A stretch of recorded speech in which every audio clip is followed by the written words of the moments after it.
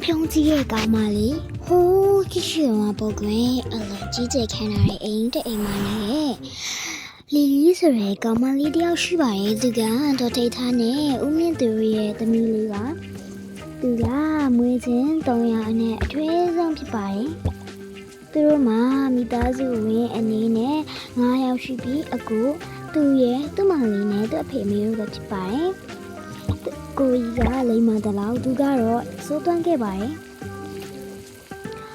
အလားပါမတ်တလို့မာနလေးကြီးပါတယ်အမေကမဝိတ်ချင်ပါဘူးဒီဥစ္စာကြီးကဟောင်းနေပြီလေသမီးရဲ့အမေမှလည်းဒီဟာပဲရှိရရဲ့သမီးရဲ့မင်းသမီးဝတ်ဆောင်လေးဟာလျှော်ထားတာမချောက်သေးလို့ပါသမီးရဲ့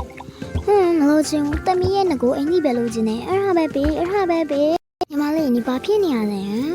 ညို့မမပေးအင်ကြီးပဲဝတ်ပေါ့ဘာဖြစ်လို့ဂျင်းများနေရလဲညီမလေးကိုကြီးညီဘာတိလို့လဲညီလာပြီးတော့မစွတ်ဖက်ပန်နဲ့ငါ့ကြောင်းထဲမှာနော်ရှင်းလားငါဖက်တယ်ငါဝတ်ချင်တာဝတ်မယ်ထားချင်တာထားမယ်ဒါကြီးကိုမွန်းနိုင်ဘူးဒါလေးပဲဝတ်တော့မယ်ချစ်စရာလေးတွေ့လားဒါကြီးချော်လိုက်တော့သွားပြီဘလက်ဟဲ့ပေးစမ်းအဲ့ဒါငါအယုတ်ဟဲ့နင်အယုတ်မှမဟုတ်တာပေးဒီရုပ်ကငါအယုတ်ပဲနင်နဲ့ဘာမှမဆိုင်ဘူးကြားလားငါယူကြည့်လို့စဉ်းစားနေဟဲ့တမီခလေးကိုကစားပါစေဟဲ့နင်ဘလို့ဖြစ်နေရလဲလာတားလေးလားအဖေနောက်တရုပ်ဝတ်ပေးမယ်နော်ဖေနဲ့အမေတွေကအရင်ဖတ်လိုက်တာပဲတမီကိုဆိုအမြဲရှောင်နေ